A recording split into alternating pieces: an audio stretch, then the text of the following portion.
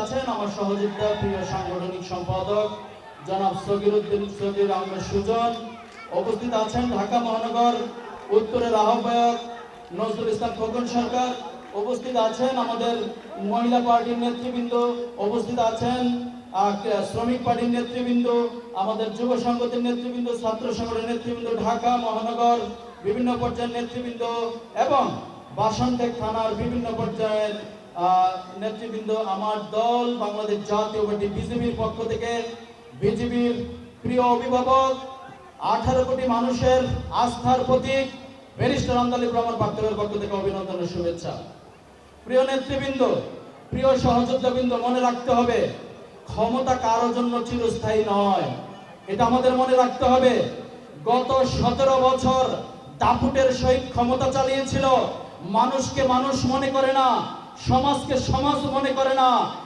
যে ধরনের ক্ষমতার আর দাপুটের সহিত দেশ পরিচালনা করা ছিল, শেষ পর্যন্ত দেখেন আজকে একজনের মৃত্যু হলে তার লাশটা পর্যন্ত কবরে ঠিক মতো দিতে পারবো কিনা তার নিশ্চয়তা নেই। এ ধরনের রাজনৈতিক কালচার বাংলার জমিনে যেন আর প্রতিষ্ঠা পেতে না পারে, এই জন্যই আমাদের কাজ করতে হবে।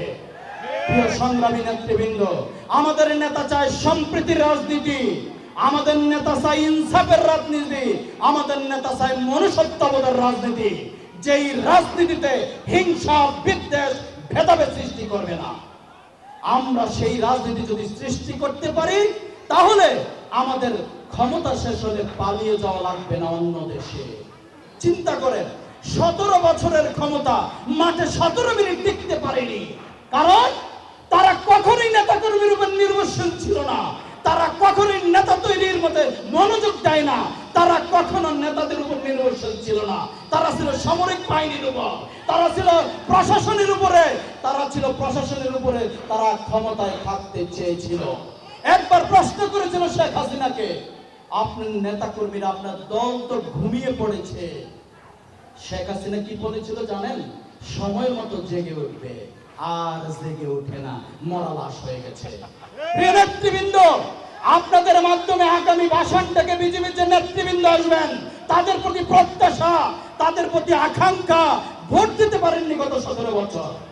একটা ভালো মানুষকে নির্বাচিত করেন, একটা ভালো মানুষকে সংসদে পাঠান, পরিচ্ছন্ন মানুষকে, যারা ইনসাফ কায়েম করবে, যারা সততার রাজনীতি করবে। এটা আমাদের ইমানি দায়িত্ব।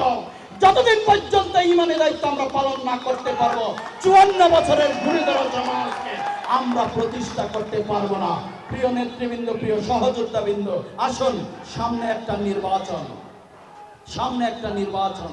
আমরা যদি ভালো মানুষগুলোকে ক্ষমতায় না পাঠাতে পারি, বৈষম্যের রাজনীতি আবারও তৈরি করি, হিংসা বিদ্বেষ তৈরি করি, বাংলাদেশে বিকলাঙ্গ হবে আমার সন্তানের ভবিষ্যৎ। আপনারা কি সেটা চান? তাহলে প্রত্যেকটি ঘরে ঘরে আমাদের দুর্গ গড়ে তুলতে হবে, প্রত্যেকটি ঘরে ঘরে আমাদের মেসেজ তুলে দিতে হবে।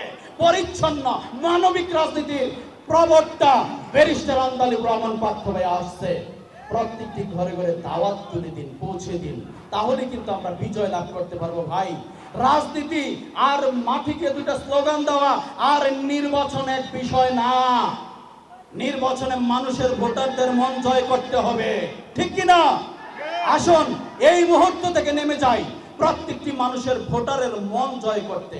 আজকের এই তরুণ প্রজন্ম বুঝতে শিখেছে, আজকের এই তরুণ প্রজন্ম সঠিক বাস্তবতা বুঝতে শিখেছে। এখন আর আমাদের সন্তানদের বলে দেওয়া লাগে না, তারা ন্যায় বিচারক, তারা ইনসাফের রাজনীতি বুঝে। তাহলে এই আমাদের সন্তানরা আগামী দিনে সঠিক সিদ্ধান্ত নেবে, ব্যারিস্টার আন্দালিব রহমান পার্থিবের পক্ষে ভোট দিয়ে সংসদে পাঠিয়ে একটি প্রাণবন্ত সংসদ যেন তৈরি করতে পারি। প্রিয় নেতৃবৃন্দ, এটাই আপনাদের কাছে প্রত্যাশা। যারা বাসনটেক থানার নতুন নেতৃবৃন্দ আসবেন তাদের প্রতি অগ্রিম শুভেচ্ছা, সাধুবাদ, অভিনন্দন। গণতন্ত্রের পথে যাত্রা শুরু, বিজয় আমাদের সুনিশ্চিত। আসসালামু আলাইকুম।